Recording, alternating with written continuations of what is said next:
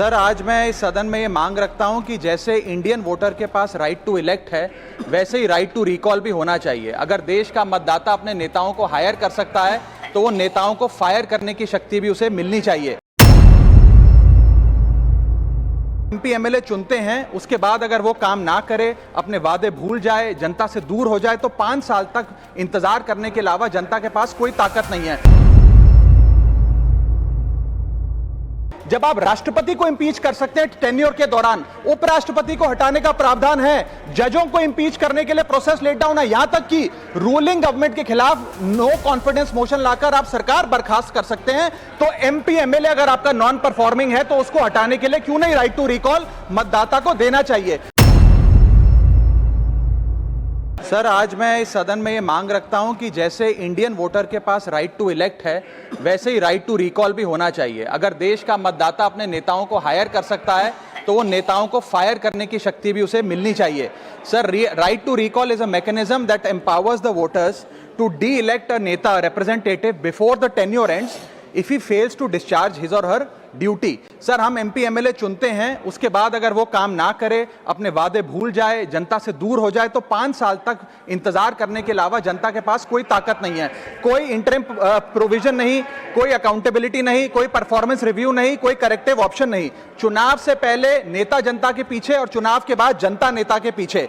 और सर, 5 साल is too long a period in this day and age. अगर एक गलत फैसला गलत नेता को चुनने का लिया तो लाखों लोगों का भविष्य अंधकार में जाता है और पूरा क्षेत्र पीछे जाता है। Sir, we can trust our voters to elect. हमें अपने मतदाता पे विश्वास करना चाहिए कि वो अपनी गलती बदल भी सके राइट टू रिकॉल की ताकत से। Sir, let me clarify that right to recall is not a weapon against politicians. It is an insurance policy for democracy.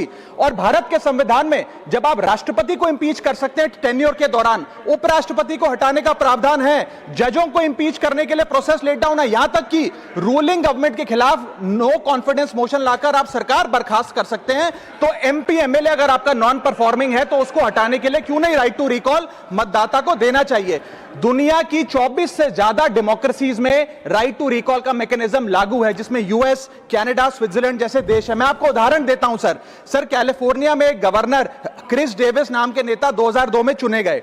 उनके कार्यकाल में मैसिव पावर कट हुए, एनर्जी क्राइसिस हुआ, बजट की मिसमैनेजमेंट और गन शूटिंग की वारदातें हुई। उसके चलते 1.3 मिलियन कंस्टिट्यूएंट्स ने एक पिटीशन साइन करके दी कि इन्हें रिकॉल किया जाए।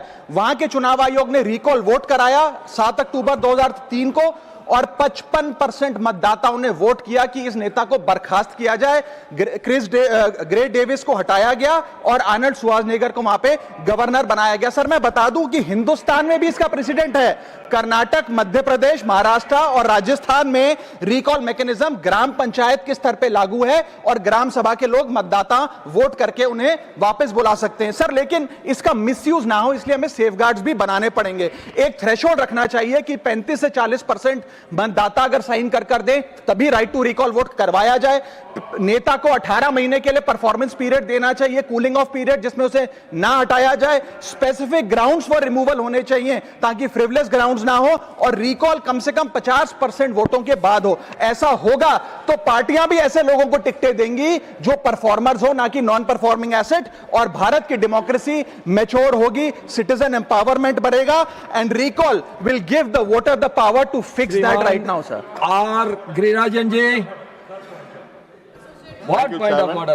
India is facing a severe unemployment crisis. मैं इस खतरनाक प्रस्ताव से डिसएसोसिएट करना चाहता हूं, तो मैं आपसे आग्रह करूंगा कि डिसएसोसिएट करने के लिए हम लोगों को एक फॉर्म जरूर दिया जाए। ये बहुत खतरनाक विचार हैं, लोकतंत्र के खिलाफ है। Shriman R Girirajan ji. Thank you, Chairman. India is facing a severe unemployment crisis characterized by high jobless rates.